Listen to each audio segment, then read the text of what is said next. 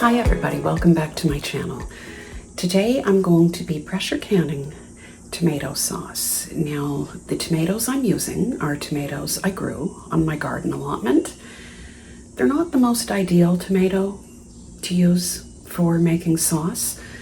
Often you would want to use a San Marzano or aroma tomato. But by the time I got everything assembled and set up at my new garden allotment, the only starts available were Brandywine, beefsteak, and Early Girl. Now, next year, I hope to grow, well, San Marzanos perhaps, and aroma, and some beefsteak.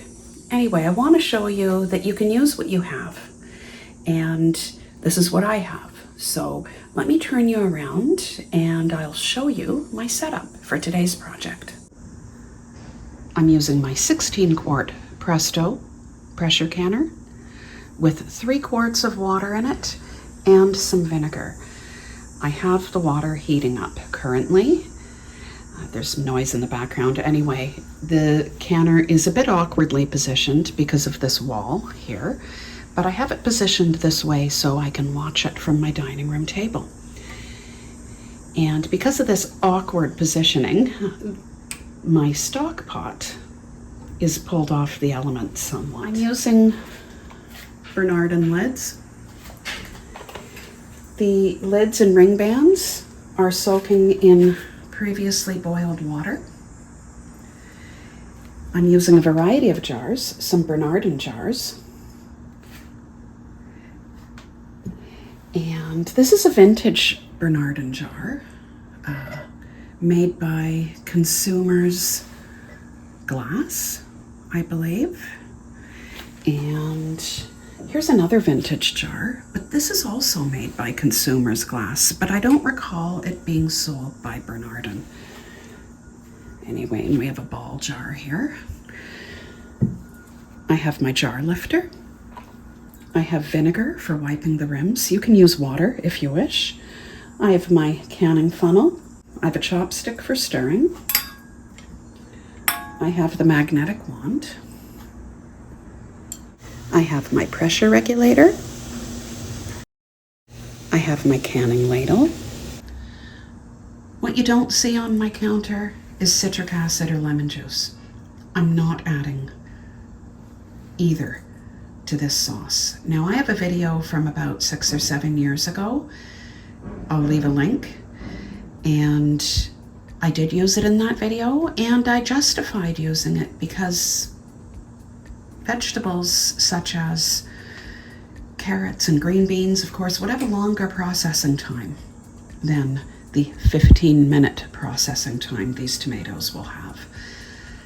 But I didn't like the flavor, and ultimately, I don't see the need.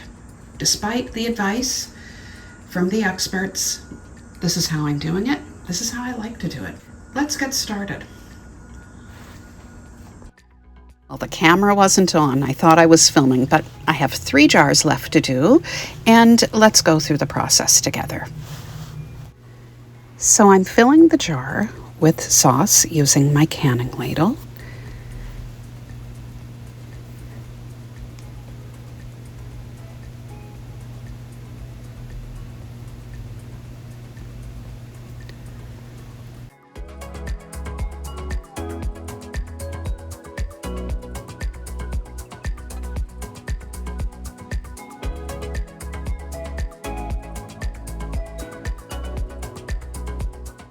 I think I'll remove just a bit of sauce and place it in the waiting jar.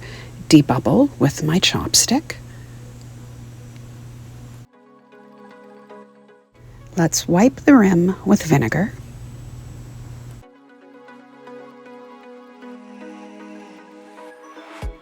And screw the ring band on finger tight.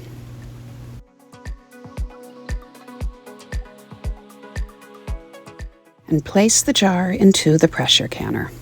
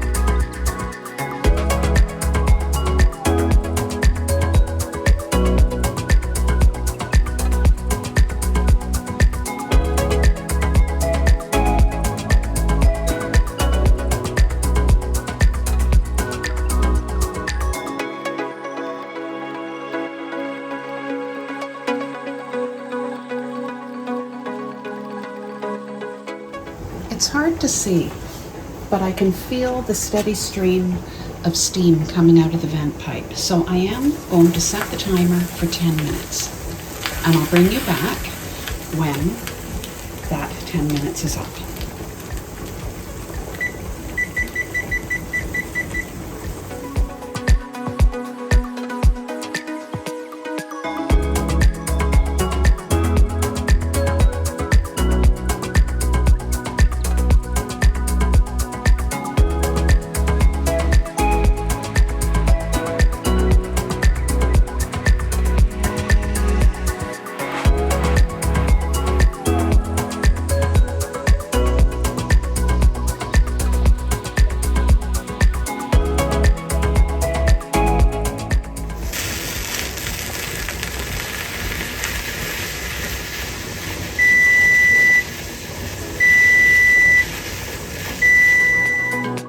The 10 minutes venting is complete. I'm now going to place the pressure regulator on. The tomato sauce was processed for 15 minutes at 11 pounds pressure. That 15 minutes is now complete.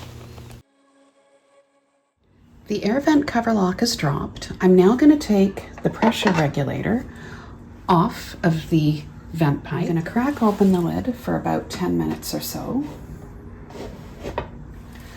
Sometimes I use gloves, but I'm just gonna do that.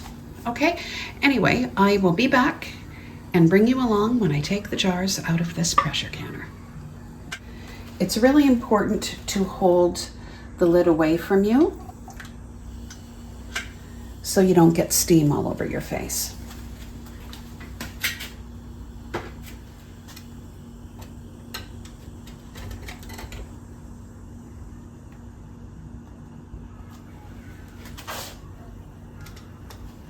I think I want to get a better camera angle.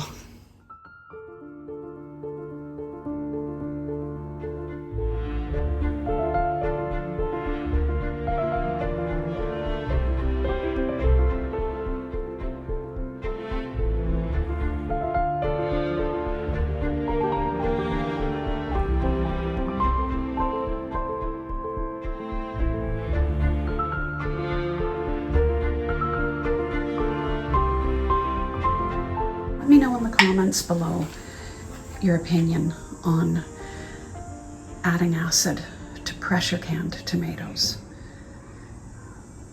Like I said, I tried it, I didn't like the flavor, and I'm satisfied with this. This works for me. Thank you for watching.